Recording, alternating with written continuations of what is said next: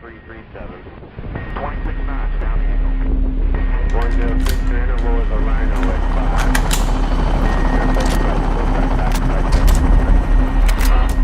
Good. 207 on glide path on course 1 mile. Good. 207 on glide path on course. On the 9th of February 2019, the Kurdish-led Syrian Democratic Forces commenced their offensive to clear the Baku's pocket, the last remaining stronghold held by IS in Iraq and Syria. For 7 weeks, the SDF, with support from coalition aircraft, fought hard to dislodge the enemy from their position, and eventually on the 23rd of March 2019, the yellow flag of the SDF was raised over Baku's, marking the end of IS's 5-year caliphate. However, whilst IS's physical territory had been completely eradicated, its leader, Abu Bakr al-Baghdadi, still remained unaccounted for. Baghdadi had been the focus of an international manhunt since 2014, when he made his first public appearance as IS's leader.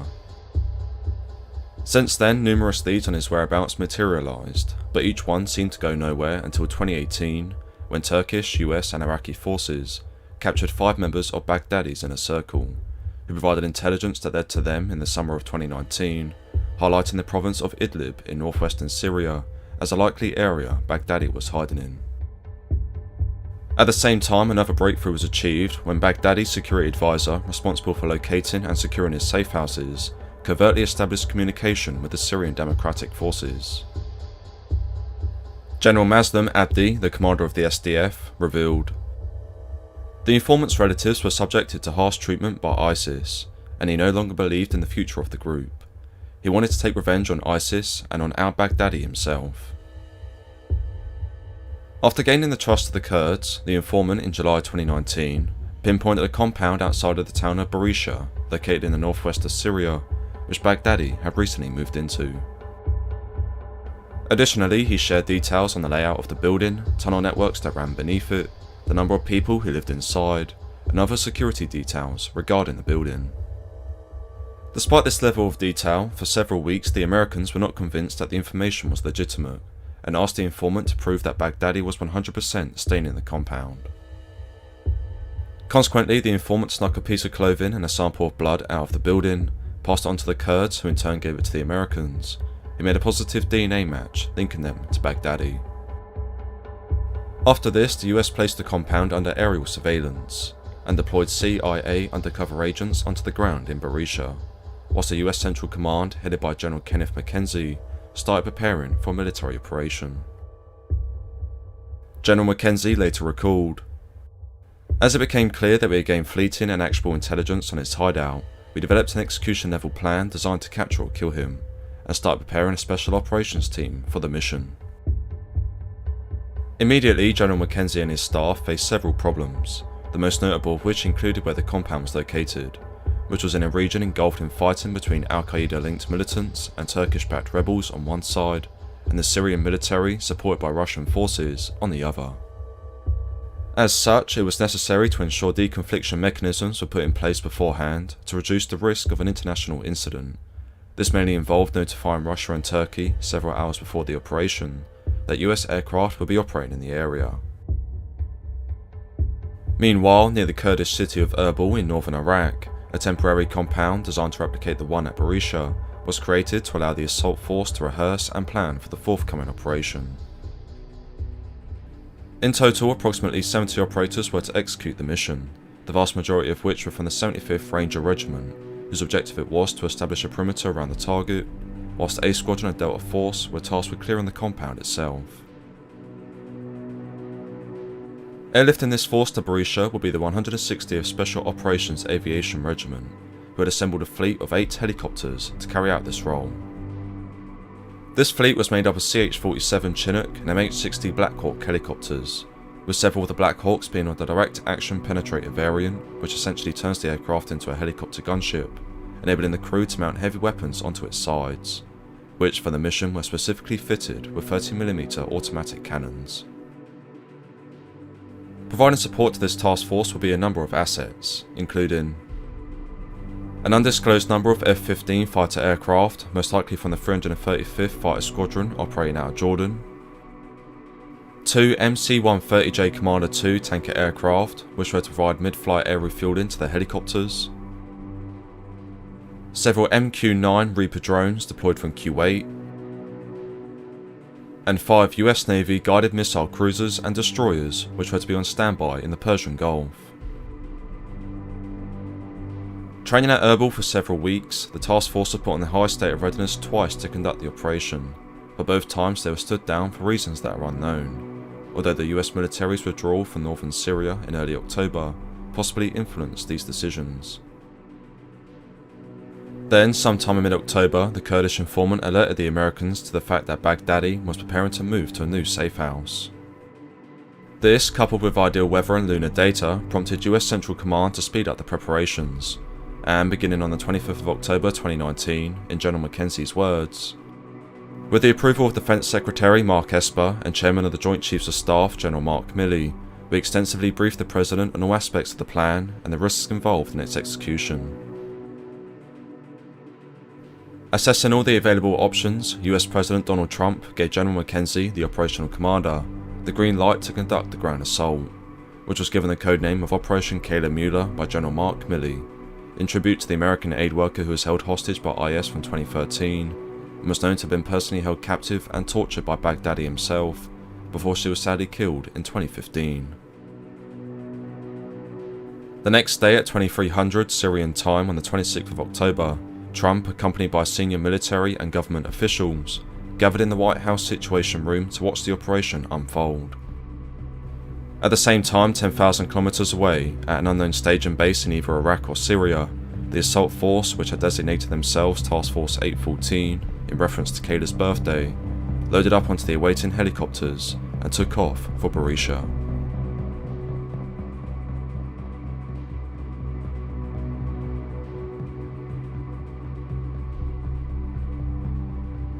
Flying for 70 minutes, during which the helicopters were refueled mid-flight by the supporting MC-130s, the task force reached Berisha at midnight on the 26th of October.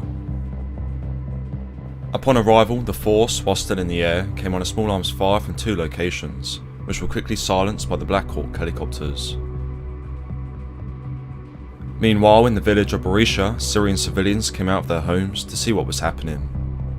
One civilian, Ahmed Mohammed, recalled, "I opened the door of my house to see what was there. I was shocked to see aircraft no more than 15 meters above the ground." With dust being thrown into the sky, the Chinooks touched down, enabling the Rangers to rush out the cargo bay doors and establish a security perimeter around the target, whilst the operators from Delta, accompanied by an Arabic translator, disembarked, moved forward to, and surrounded the compound. Using a megaphone, the Arabic translator called on for those inside to come out peacefully, leading to a group of non-combatants, including 11 children, rushing out and being checked over for any weapons and explosives before being moved away from the area. With no sign of Baghdadi, the assault teams pressed on, clearing several tents located outside the compound's perimeter wall, prior to entering the courtyard and driveway that led up to the compound itself. Conscious that the main entrance was potentially booby-trapped, the assault teams decided to breach the building's bottom left corner wall. Storming inside, they came across 5 militants, 4 women, 2 of whom were believed to be Baghdadi's wives, and 1 man, who approached the assault teams wearing suicide vests. After issuing numerous calls for them to surrender in Arabic, all of which were ignored, the Delta operators neutralised all 5. It was at around this stage that a white vehicle, not believed to have been affiliated to the Islamic State, drove up to the perimeter the Rangers had established and was destroyed by the overhead Black Hawk helicopters, after its occupants had shown hostile intent and engaged the US forces.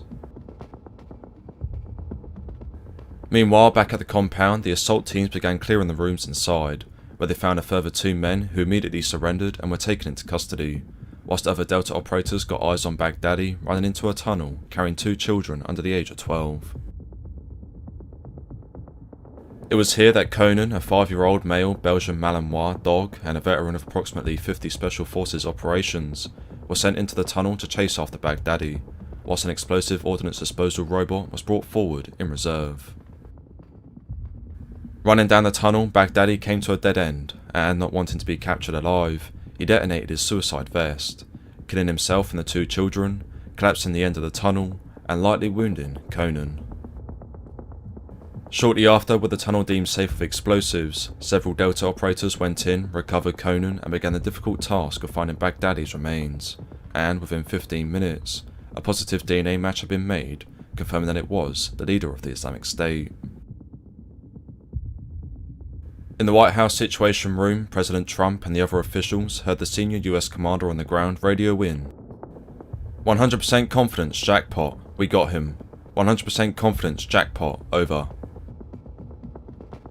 With the mission complete and the objective secured, the Delta operators conducted a search of the compound, collecting anything deemed valuable for intelligence, including laptops, cell phones, USB flash drives, and paperwork, before rendezvousing back outside to load onto the awaiting helicopters to begin the return flight to the staging area, 2 hours after they had arrived.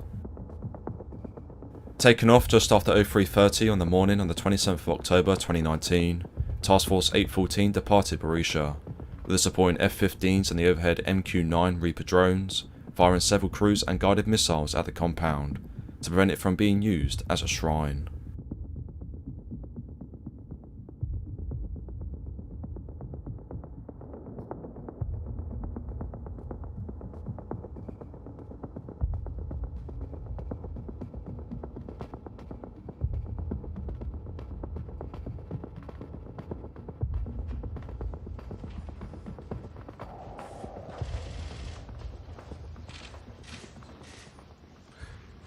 Last night, the United States brought the world's #1 terrorist leader to justice. Abu Bakr al-Baghdadi is dead. He was the founder and leader of ISIS, the most ruthless and violent terror organization anywhere in the world. The United States has been searching for Baghdadi for many years. Capturing or killing Baghdadi has been the top national security priority of my administration. U.S. Special Operations Forces executed a dangerous and daring nighttime raid in northwestern Syria and accomplished their mission in grand style. In total, up to 20 militants were killed on the target or in the immediate vicinity, 6 of whom were affiliated to the Islamic State, including the group's leader, Abu Bakr al-Baghdadi.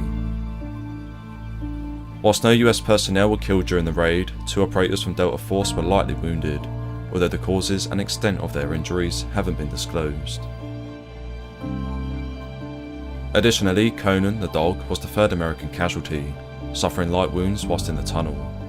Fortunately, he returned back to duty several days later and was even invited to the White House the following month, where he was awarded a plaque and a medal for his efforts during Operation Kayla Mueller.